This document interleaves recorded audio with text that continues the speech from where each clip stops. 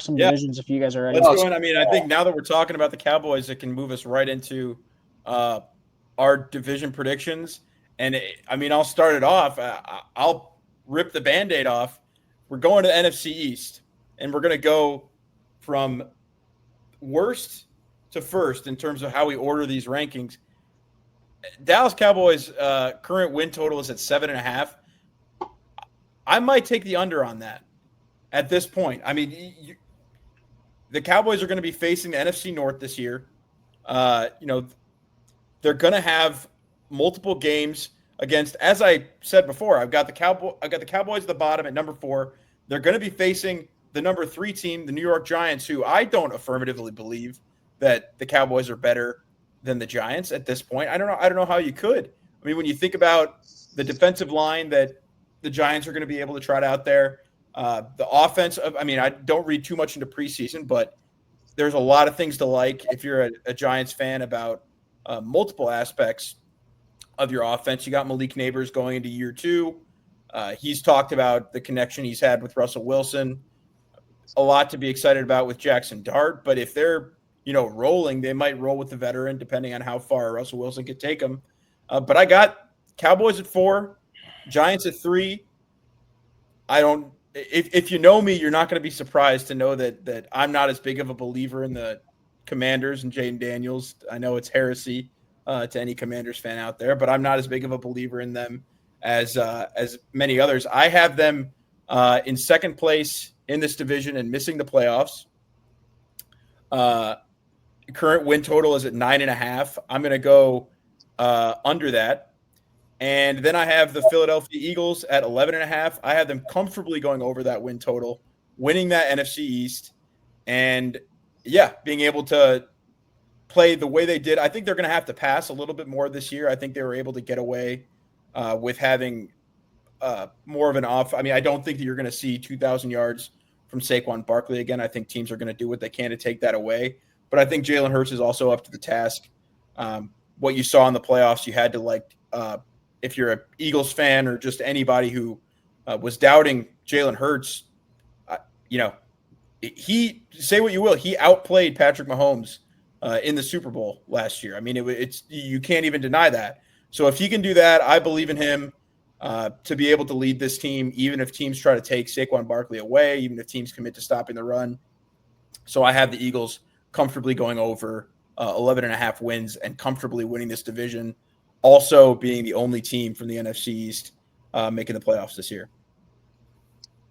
Wow, that last part was a little bit of a hot take, but I know you're not a Commanders guy, so that doesn't surprise me. But I think the larger community would be a bit surprised by that.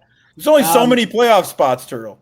I agree. The NFC is just a quagmire. But in any case, I have the same order as you. I'm not gonna like a lot of the same points. The reason why I have the Giants, or question the Giants, and why I actually you can kind of interchangeably put them with Dallas is as far as 3 and 4 go, is the Giants have, according to Warren Sharp, have the hardest schedule in the NFL. Mm-hmm.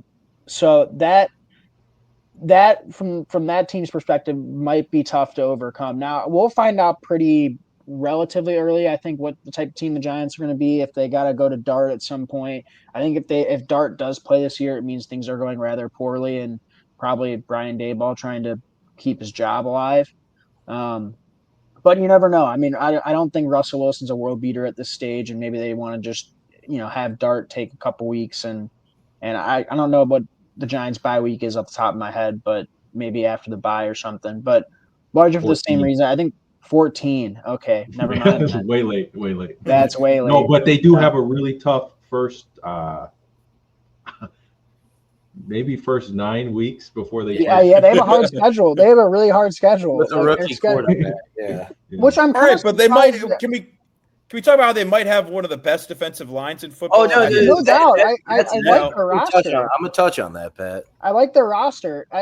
Again, I mean, maybe we see if they get off to a slow start and they're like 3 and 5 or something, by week 9, then maybe we do see Dart early. That's my I only think concern with the week Giants. five- I think they're in a Week 5 is that sweet spot. New Orleans is week 5. Week 5's a sweet spot with New Orleans, and I mean, if you also look at it, I mean, they just moved up, and I mean, you got Abdul Carter and Dexter Lawrence, and you ship Micah Parsons out of town. I mean, you got Brian Burns. You got Brian Burns. I mean, that defensive line that they have just took an entire jump up in the rankings of where things are at. And I mean, yes,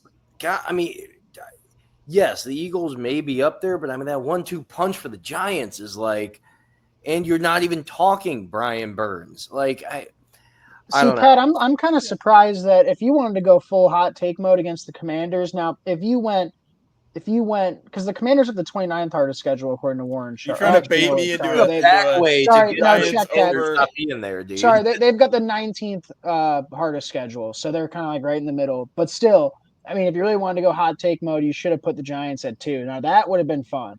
I mean, don't tell me with a good time here. When you think about the luckiest team in the NFL last year, what was it? How many one-score games? There's some regression to be had there. The Commanders come away with last season? Well, full year of tape on Jaden Daniels. They won 12 games last year. Due for a sophomore slump. I feel like their win total is kind of based, like the luck got baked into their win total. I mean, their win total was 9.5. So I mean that for sure got baked in there. They made some improvements, I guess, along their roster, but still, yeah, I don't know. I got the same order as you, Pat.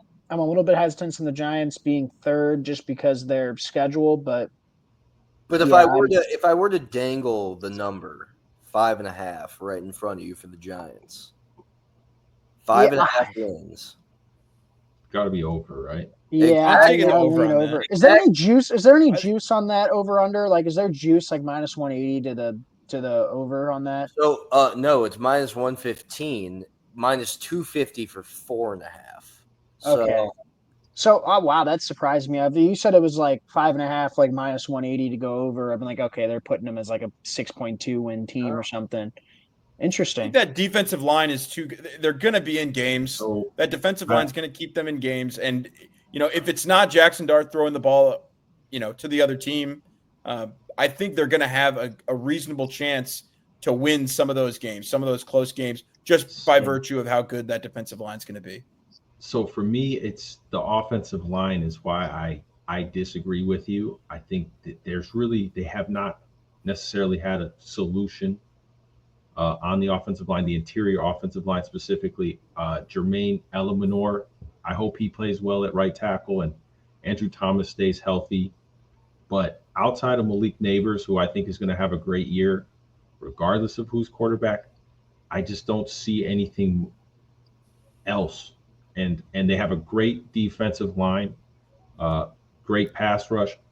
Their secondary looked awful in camp this year. And I know Malik Neighbors looked like a world beater, but I don't trust Adebo. Last time we saw Paulson Adebo, his leg was hanging off. Javon Holland, say what you want, he was kind of a regressing player last year. They got second-year player Tyler Nubin. And I mean, I love Bobby Okereke, but the secondary for me is the big question mark. And honestly, my hot take for the division would be Dallas competing for the second spot in this division. I just think with what Dallas has, specifically George Pickens and CeeDee Lamb, I just think that's going to be New York's kryptonite. There's really no solution for it with the roster they have now. But I do think we've been talking about it all offseason. I think Brian Daboll is safe. I think you're going to finally see for the first time since he's been in New York how great of a coach he is, just because of how hamstrung he was. So I think there's going to be a lot of positives to take away from the Giants season this year, but I still think they're going to be the worst team in the division. And I think that having the toughest schedule in the league is only confirms my original belief. So, but you're not. Yeah.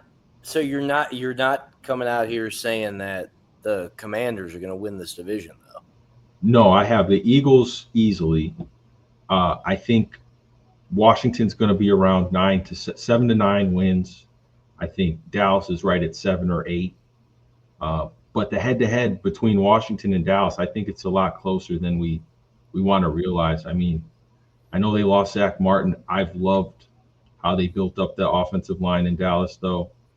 Well, and I like George Pickens as a wide receiver 2 is as good as it gets.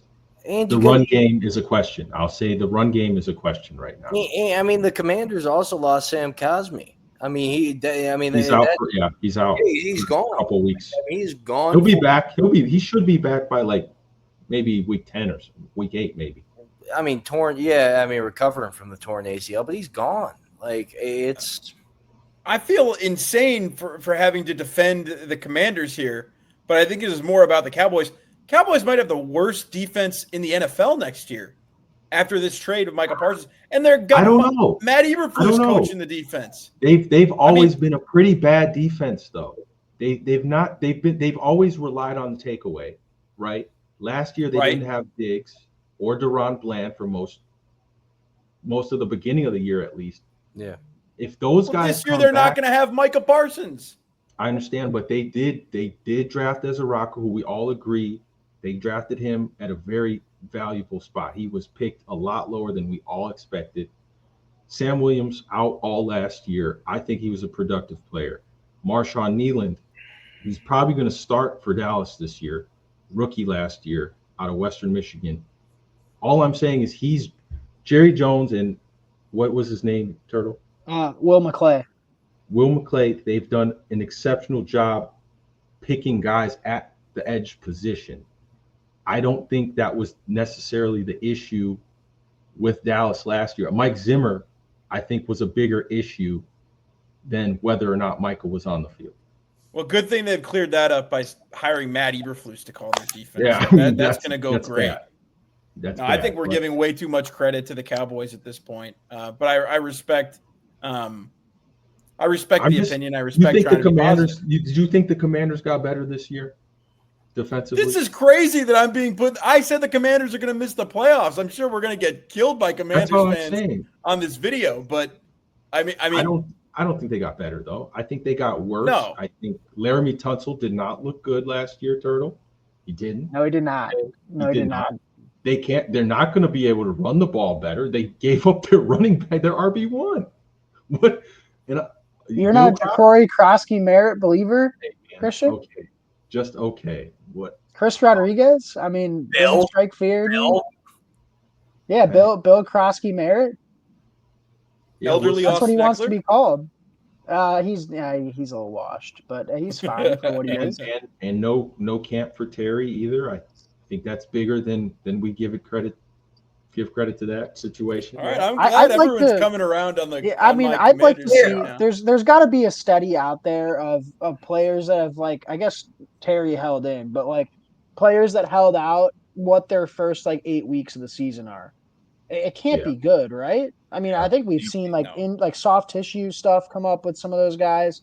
I don't have exact examples off the top of my head. Maybe we dive into that later in the show or something. I'll try to look it up, but. Yeah, I mean, I think this entire pod. I know Mike was big on the Commanders last year. Not sure how he feels this year. Yeah, but I don't know. I definitely see regression with that team.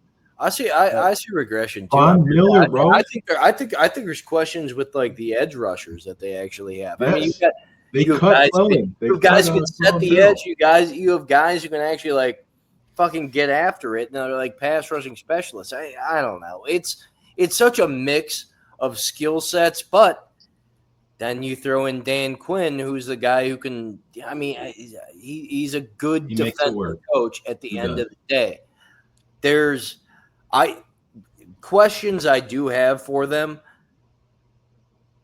I mean, if you look at the linebacker core, I mean, you have a mix of old heads and you got a mix of very new into the league. How is it going to work? And I mean, I think that's kind of where it's going to boil down to is interior and exterior defensive line is what is the pressure scheme going to come coming out of a Dan Quinn defense? And how is it going to mix? But the one thing that they do have is a really good secondary in Washington, probably the best they've had in years. So, like, I don't know, man. It's if you believe in Jaden Daniels, if you believe in Jaden Daniels, and you're not Pat, then I think they do pretty well. But I mean, if you're Pat, it may be different. Hey, sophomore slump, it's a thing. I'll tell you that much. And you know, a regression after that many one-score wins is due. Statistically, a lot of wins from Jaden Daniels. Statistically, the guy is getting hyped up to insane levels compared to Caleb Williams, who, if you just look at the stats, not too far off in the seasons that they had. Obviously, Jaden Daniels had more designed runs. He was just in a more coherent offense. We don't even have to compare the quarterbacks, because I don't even think it's fair to judge Jaden off. In my opinion, if it goes wrong this year, it was a poorly constructed roster. I think they tried to get cheap in some places. I think that's what it comes down to. That's your narrative, and I'll have my narrative, and I'll blame it on Jaden if it comes down to that as the